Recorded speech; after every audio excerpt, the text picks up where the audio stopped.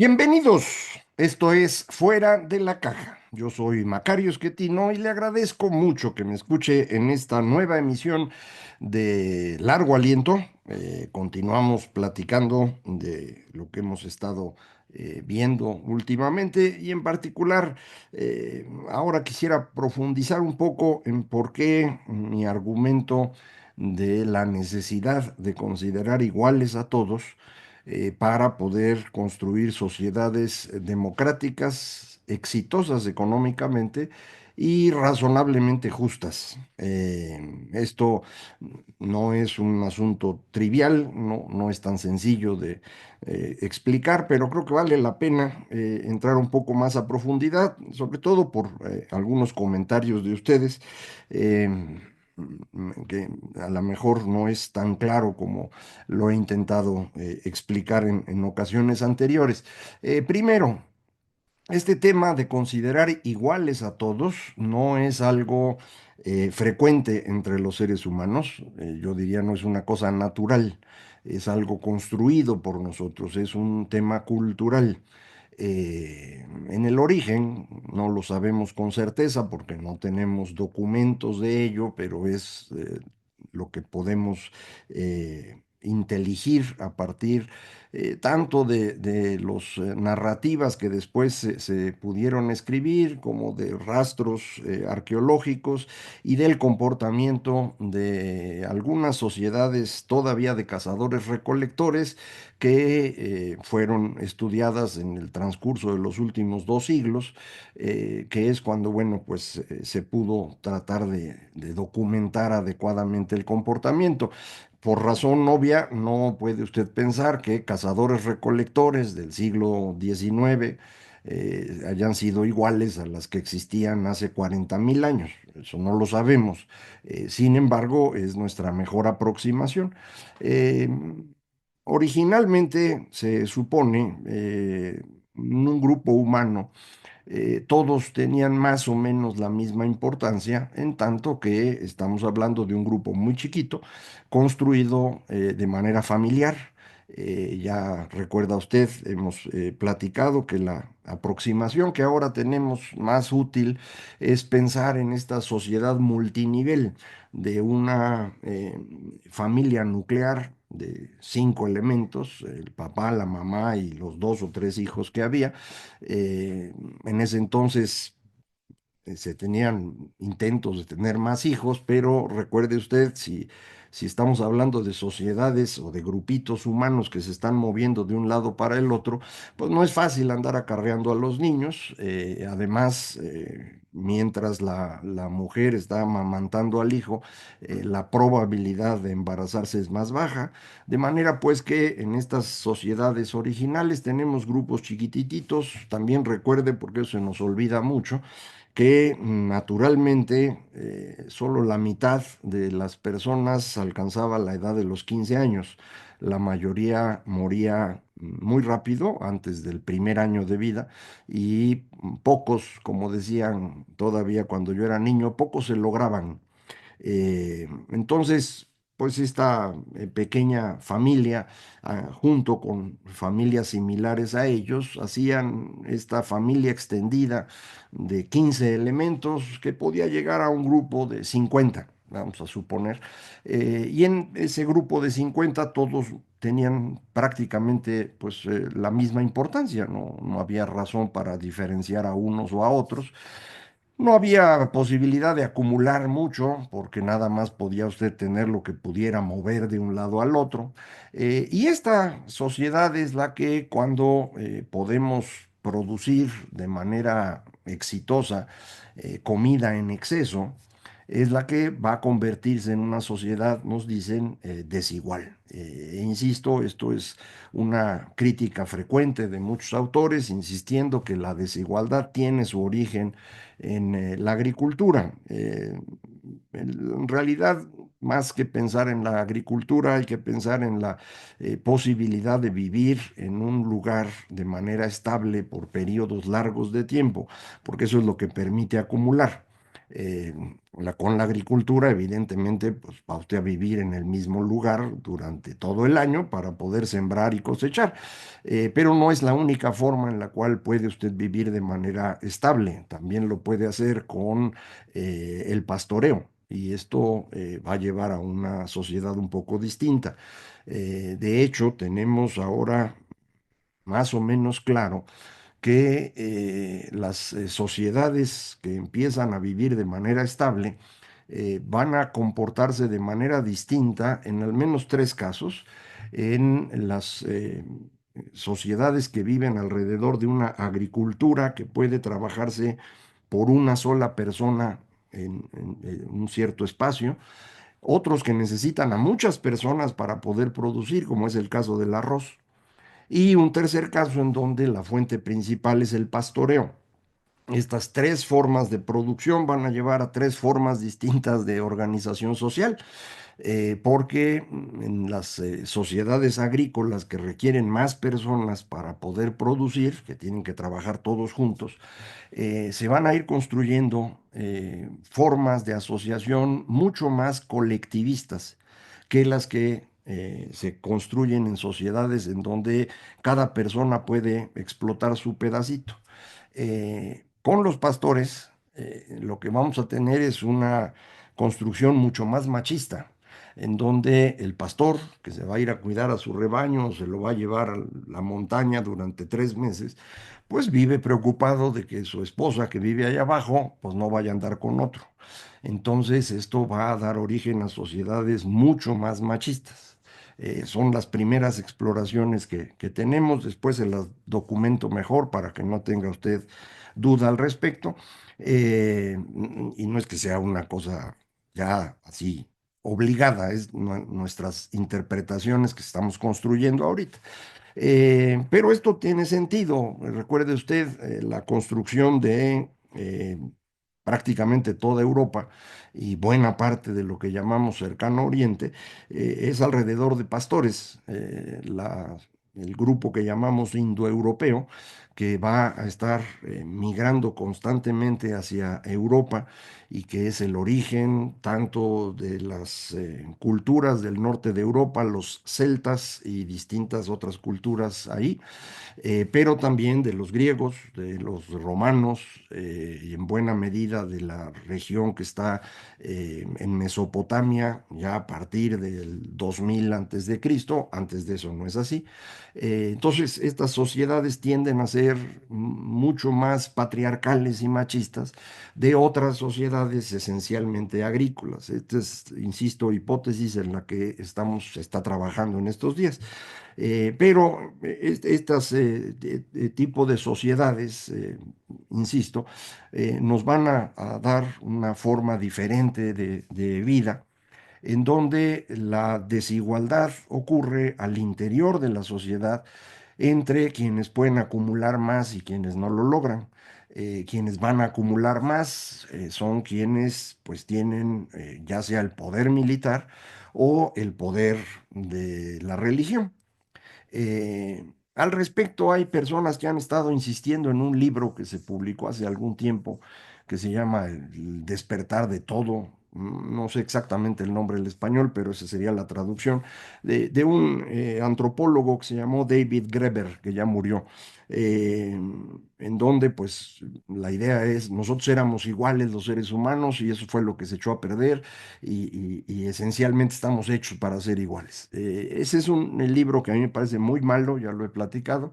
Realmente no tiene evidencia para decir esto que acabo de afirmar. Es un libro que más bien trata de criticar otras formas, perdón, de interpretar la historia, pero no se mueve mucho más lejos que eso. Yo sé que esos son libros que le gustan mucho a algunas personas porque confirman lo que ya ellos pensaban. Acuérdense, los seres humanos tenemos un montón de sesgos y uno de ellos es el sesgo de confirmación. Nos gusta lo que ya nos gustaba. Entonces, si lo que yo le platico coincide con lo que usted pensaba, pues va a decir, hombre, qué bueno es Macario. Pero si no coincide con lo que usted pensaba, va a decir, pues este es un burro, ¿no? Y entonces algunos de los que piensan así, pues están continuamente buscando, mira, ya se equivocó, ya dijo esto que está mal, y es que no entendió el libro. Son cosas que pasan. Eh, los seres humanos en sociedades, insisto, de cazadores-recolectores de hace 40.000 años o 30.000 años, al interior del grupo se consideraban iguales, pero frente al otro grupo no. Y esto es lo que se va a mantener durante muchísimo tiempo. Por eso, ideas que aparecen en libros religiosos muy antiguos, como es el caso de la Biblia, donde dicen, ama a tu prójimo. El prójimo es el que está juntito, es el que forma parte del grupo, pero no se extiende ese amor a los de afuera, ¿eh? Eso no es así. Yo insistiría que la primera vez que construimos algo de esta manera es a partir de los monoteísmos, en donde ponemos un solo Dios para todos y eso hace que podamos considerar a todos como prójimos. Eh, no necesariamente de ahí tenemos ya el pensamiento de que todos somos iguales, nada más la idea de que podemos agrupar a todos, pero al interior de esos todos hay una desigualdad muy clara. Por ejemplo, en el caso del Islam es muy clara la diferencia entre hombres y mujeres. Y para el Islam, los que no son creyentes no son aceptables. Asimismo, era el cristianismo originalmente, en particular en no aceptar a los que están afuera. Es decir, todos los que sean cristianos, bienvenidos, pero el que no es cristiano, pues no, ese no es bienvenido. Le vamos a dar chance porque lo vamos a convertir al cristianismo. Es el caso de lo que ocurrió en América, ¿no? Llegan los españoles y llegan en la idea de convertir a todo el mundo al cristianismo porque pues, esa es la religión correcta, ¿no? Y a eso se dedican. Eh, el paso siguiente, que es todos somos iguales sin importar en qué Dios crees, ese es un paso bien complicado. Y ese es el que se da, yo creo, nada más en Occidente, y se da alrededor de la aparición de la imprenta, la recuperación de ideas que habíamos ido construyendo los seres humanos y que se habían, pues, no perdido todas, pero sí era difícil encontrarlas. Estaban, ya lo hemos comentado, en copias que estaban en algún monasterio por allá, pero nadie leía. El lograr que esas ideas empiecen a fluir gracias a la imprenta es lo que va a permitir que empecemos a discutir, oye, pues a lo mejor de veras podemos ser todos iguales, incluso aunque no creamos en el mismo Dios. Y lo que va a ayudar mucho a este proceso es el enfrentamiento al interior de la Iglesia Católica, que es la construcción de las diferentes denominaciones que nosotros genéricamente llamamos protestantes. Porque pues ahí es cuando empieza una discusión muy fuerte de cuál es la forma correcta de entender a Dios, si de veras hay que leer la Biblia o no. Y si hay que leerla, pues tiene que estar en un idioma que uno pueda leer, no en el latín ese que escribió San Jerónimo, sino pues en algo que uno entienda, ¿no? Y eso es lo que hace Lutero, traducir él el Nuevo Testamento y después, con ayuda de otros, toda la Biblia al alemán. De hecho, eso es lo que le da sentido al alemán. El dialecto en el que él escribe es el que se va a convertir en el idioma alemán. Nosotros en otras partes no lo hicimos de la misma manera. Aquí en español la construcción de nuestro idioma no es alrededor de la Biblia o cosas por el estilo, es mucho previo, con textos muy diferentes, pero en el caso alemán así es.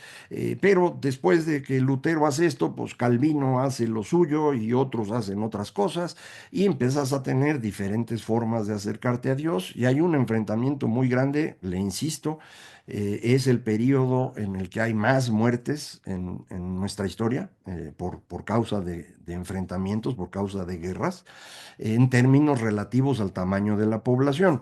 Medido en número de personas, claramente en el siglo XX matamos más, pero en el siglo XVI y la primera mitad del XVII, las guerras religiosas matan muchas más personas en términos relativos a los que había. prácticamente el 30% de los europeos desaparece alrededor de las guerras religiosas. En algunas partes más de la mitad de la población. Fue terrible. Y al final, pues el acuerdo es que hay que construir algo en donde, independientemente de cuál sea tu forma de acercarte a Dios, tienes que ser considerado igual por los demás. Y eso es el gran invento, insisto, de los Países Bajos. Es ahí en donde por primera vez empieza a haber esta tolerancia religiosa, con el objetivo de vivir más o menos en paz y pues, con eso ir construyendo algo. Esta forma de vivir en paz es aceptar que todos son iguales. El todos son iguales en ese momento, estamos hablando de la mitad del siglo XVII, pues nada más considera a los hombres, muy pocas mujeres si acaso, considera a los hombres que son de ahí del rumbo, todos son más o menos parecidones, del mismo color. Nada más a los que pueden leer y escribir, nada más a los que pagan impuestos o tienen propiedades, depende del lugar, es la forma como se decidió, pero acaba siendo más o menos lo mismo. Y personas de una edad ya con juicio, digamos, ¿no? 30 años, luego 25 y luego 21 y así se fue moviendo. Ir incluyendo a otros requirió de otros enfrentamientos, porque no es así una cosa sencilla el romper los privilegios que tiene un grupo para que ese grupo sea más grande y luego más grande y luego quepan todos. Al día de hoy no estamos todavía cabiendo todos en las sociedades que hemos construido. Caben unos y otros no. Eh, en términos, voy a decir así, legales, todos somos iguales. Eso sí, ya lo logramos. Todavía en el siglo XX no era el caso, pero ya lo logramos. Ya pueden votar las mujeres, que no podían al inicio del siglo XX, en lugares que son racistas, como es el caso de Estados Unidos. Pues durante el siglo XX se fueron construyendo leyes para evitar la discriminación.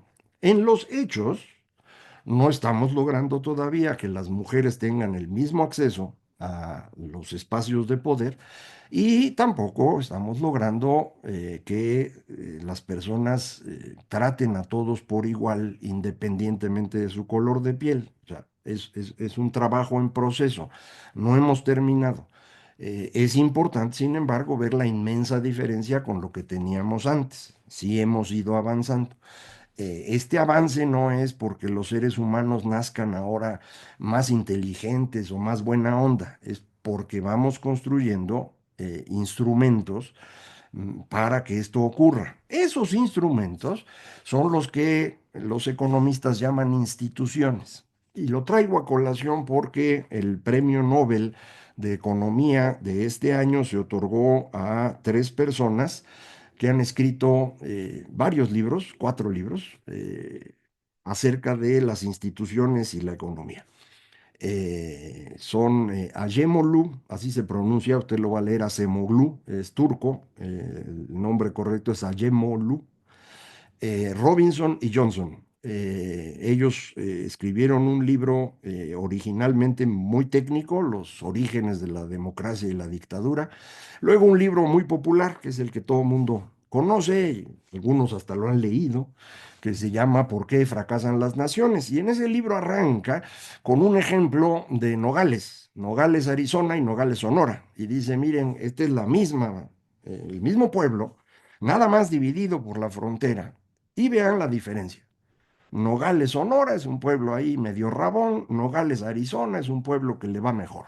¿Por qué? Porque las reglas, la cultura, las instituciones que hay del lado de Sonora, pues son menos buenas que las que hay del lado de Arizona. Y con eso se arrancan para ir explicando. La economía institucional, el intento de incluir en el análisis económico el peso que tienen las instituciones, como le llamamos los organismos, las reglas, las leyes, las costumbres, las tradiciones, es una escuela que inició en su versión moderna hará 45 años. El primer premio Nobel que recibió, creo que fue hace 30 años, a Douglas North, que es el, digamos, el patriarca de esta escuela. En los tiempos modernos hubo otra escuela institucional a inicios del siglo XX, se llama igual, pero no es parecida, eh, que era todavía más rupestre que la actual. No había las herramientas matemáticas desarrolladas, los economistas todavía no eran tan matemáticos, entonces intentan incorporar algunas cosas, hay buenos textos de ellos. Thorsten Veblen, Commons, son personajes importantes. eh, que ya los economistas no leen, pero pues para que sepa usted que existen. Esta nueva versión de la escuela institucional ha tenido varios personajes relevantes, es un trabajo más moderno, y tiene deficiencias como cualquier cosa. La gran crítica que hay a Gemolu, Robinson y Johnson es que para poder explicar simplifican demasiado las cosas, utilizan índices y esos luego los meten a sus modelos matemáticos y eso tiene un sesgo muy grave. No se puede hacer así. Pero no hay otra forma, entonces les ocurrió que de esa manera la iban a librar y pues eso intentaron. No es un asunto sencillo. Ya también le he platicado de Peter Turchin, un señor que empezó en cuestiones de ecología y ahora se dedica a la historia y está trabajando en lo que llaman cliometrics, la medición de la historia. Y otra vez intentan traducir hechos históricos en numeritos que después puedan ser analizados. Turchin se hizo famoso en dos caminos, uno con sus libros acerca del movimiento en la sociedad y su predicción de que la década actual iba a ser una década muy violenta. Y por otro lado, un trabajo que publicaron incluso en Nature, que se llamó, bueno, que era acerca de los grandes dioses y las sociedades, en donde ellos aseguraban, primero se construye una sociedad y después vienen los grandes dioses. Es un texto que se escribió tratando de desacreditar a un experto de esto, un sociólogo, Ara Norenzayan, que había escrito un libro acerca de cómo los grandes dioses son los que permiten la construcción de las grandes sociedades, que es algo más cercano a lo que yo estoy platicando con usted, o sea, estoy más inclinado por esa rama. El texto de Turchin, entonces, su estudio en Nature no me convenció, pero deje usted a mí, luego resultó que no convenció a nadie y al final lo tuvieron que retirar, porque, pues otra vez, intentar traducir los eventos históricos en números no es una cosa sencilla. No sé si algún día se pueda, pero de momento no. Y tampoco es fácil traducir estructuras legales o construcciones institucionales en numeritos que usted pueda meter en una regresión en economía, que es otra vez la gran crítica a Shemulu, Robinson y Johnson.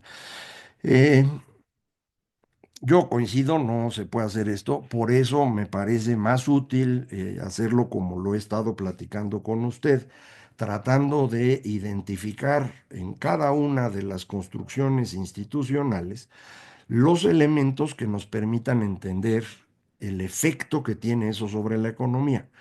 Esto no permite de momento hacer análisis numéricos, nos permite hacer análisis, como le llaman los sociólogos, gruesos, ¿no? La descripción gruesa a la que se refería Gertz, no Gertz Manero, un gran sociólogo se llamó Clifford Gertz, que decía, en sociología nuestra descripción debe ser gruesa, o sea, no la puede uno andar simplificando para meterla en numeritos. Yo creo que tiene razón, por eso, insisto, es la razón por la cual voy construyendo como usted lo ha visto. Me regreso entonces a la forma como vamos construyendo las sociedades y por qué estas instituciones son relevantes. Bueno, son relevantes porque nos permiten construir grupos más grandes que más o menos viven en paz a su interior.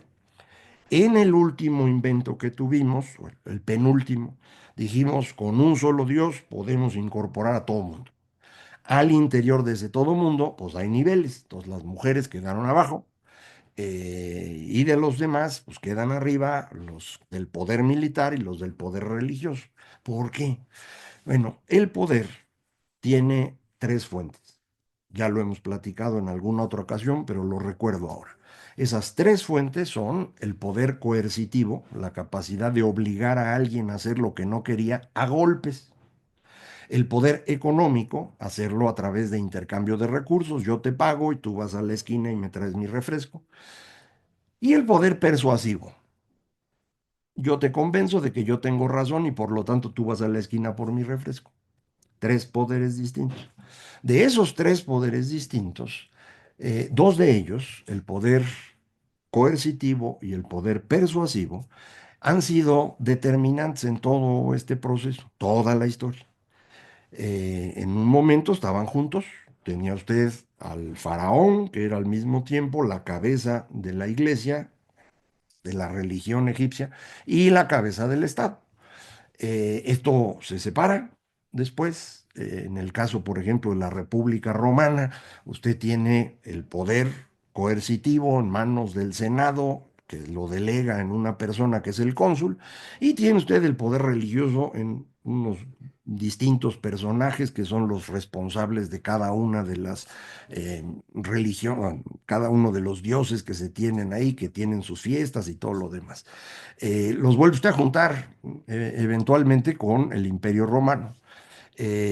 Así es como arrancamos el período cristiano, recuerde usted, en el momento en el que se logra consolidar, en el año 800, para poner un momento que sea fácil de acordarnos, con Carlomagno. Carlomagno es el poder coercitivo, pero recibe del poder persuasivo, es decir, del Papa, el respaldo necesario para gobernar. Estos dos poderes separados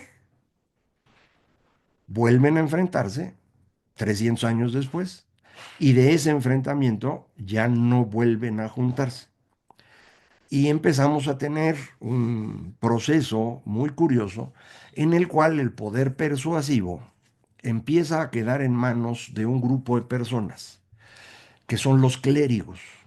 Y estos clérigos lo que van a estar intentando es mantener ese poder en sus manos. Estoy leyendo un libro que espero terminar el fin de semana, no lo pude terminar a tiempo y ya se lo platico la próxima semana, que es el que me llevó a identificar este fenómeno que no me quedaba totalmente claro, de un señor que se apellida Al-Garbi. Es un estadounidense afroamericano musulmán, nacido en Arizona, que por azares de la vida llega a estudiar sociología a Columbia y escribe este libro ahora que se llama Nunca hemos sido woke, nunca hemos sido despiertos.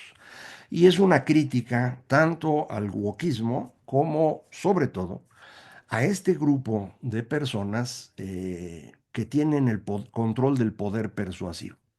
Son para él llamados los capitalistas simbólicos, aquellos que nos ganamos la vida a través de los símbolos, los que nos dedicamos a escribir, los artistas, los que se dedican a administrar, este grupo grande de personas que tiene una posición de élite en la sociedad, ganan más, viven mejor, y según él, el enfrentamiento que hoy vivimos entre los wokes y los evangélicos allá en Estados Unidos, en el fondo es una crisis al interior de la élite, como lo han sido las anteriores. Él nada más se concentra en Estados Unidos y por lo mismo su análisis hacia atrás, pues es el siglo XX, no llega más lejos de eso. Sin embargo, creo que para nosotros va a ser muy útil porque nos permite entender mejor por qué a partir de la aparición de la imprenta, de su éxito en el siglo XVI, tenemos estos enfrentamientos continuos que tienen que ver con cambios en la tecnología comunicacional. Entonces creo que nos va a ser muy útil. Déjenlo termino de leer. Hay pedacitos muy buenos y hay pedacitos que no están bien. La parte de economía no la entiende el señor, pero bueno, se lo voy a platicar, espero, la próxima semana y con eso vamos a complementar lo que hemos estado platicando y nos va a servir para llegar más a detalle de qué exactamente significa que todos somos iguales, porque le insisto, iguales, iguales, todavía no lo logramos. Ese es el trabajo que necesitamos ir siguiendo. Pero bueno, platicamos la próxima semana. Muchísimas gracias. Esto fue Fuera de la Caja.